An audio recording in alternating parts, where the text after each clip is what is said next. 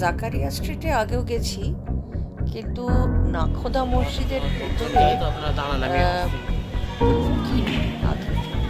মানে বলতে পারেন, মানে সাহস করে ঢোকা হয়নি। হয় একা, না হলে একবার আমার এক জুনিয়র কলিগকে সঙ্গে নিয়ে গেছিলাম আর কি। দুজনে মিলে খুব সাহস করে গেছিলাম ঠিকই।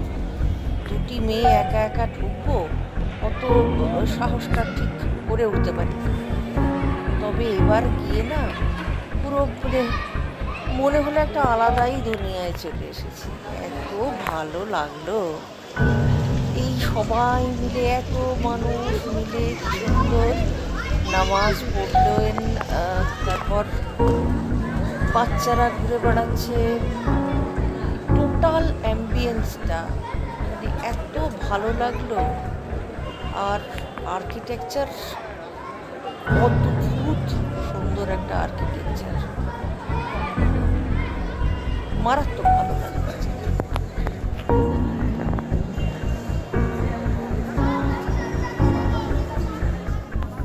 মসজিদ থেকে বেরিয়ে প্রথম আমরা গেলাম আফগানি হালুয়া খেতে। ওহ, সে বেশ মজাদার জিনিস, বড্ড মিষ্টি ছিল যদিও। এইবার হালুয়া খেয়ে আমরা মিশে গেলাম আরো গভীরে, ভিড়ের মধ্যে মিশে কোথায় যে গেলাম সঠিক করে বলতেই পারবো না। কত কিছুর পসরা নিয়ে বসেছেন, কত কত লোকজন। দেখুন, ফল ফলারি, ওদিকে ড্রাই ফ্রুট, মাংস, মাংসের বিভিন্ন প্রিপারেশন, তেলে ভাজা, মিষ্টি, কুলফি, ফালুদা, কি নেই। কত মানুষের যে ভিড়! একটা সময়ে না মনে হচ্ছিল আমরা এটা কলকাতা শহরে আছি। একদম অচেনা লাগছিল শহরটাকে, কিন্তু খুব ভালো লাগছিল এবং ভীষণ আনন্দ হচ্ছিল। খুব মজা করেছি আমরা।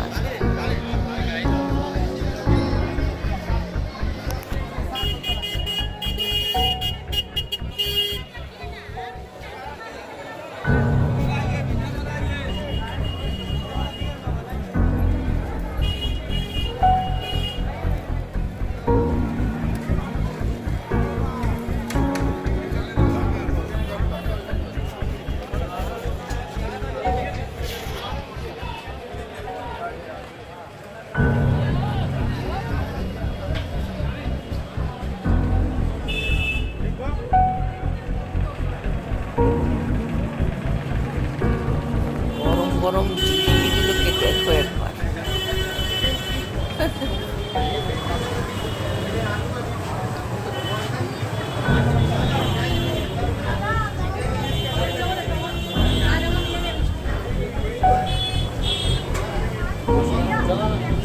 খুচরো নেই তো, 500 টাকা ধরা।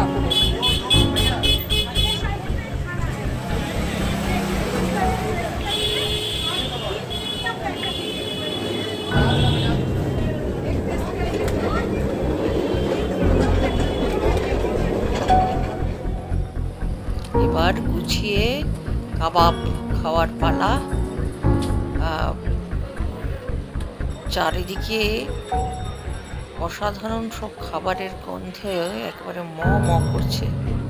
আমরাও বসে পড়লাম, অর্ডার দিলাম।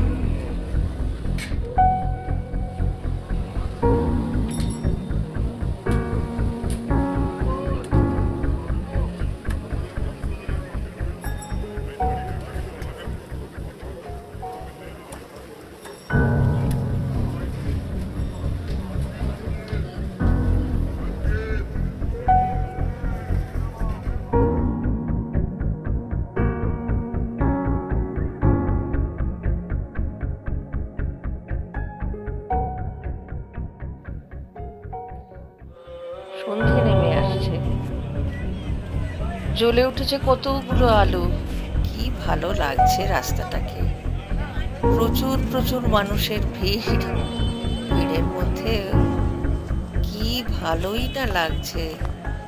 ধোঁয়া ওঠা কাবাবের দোকান, মানুষের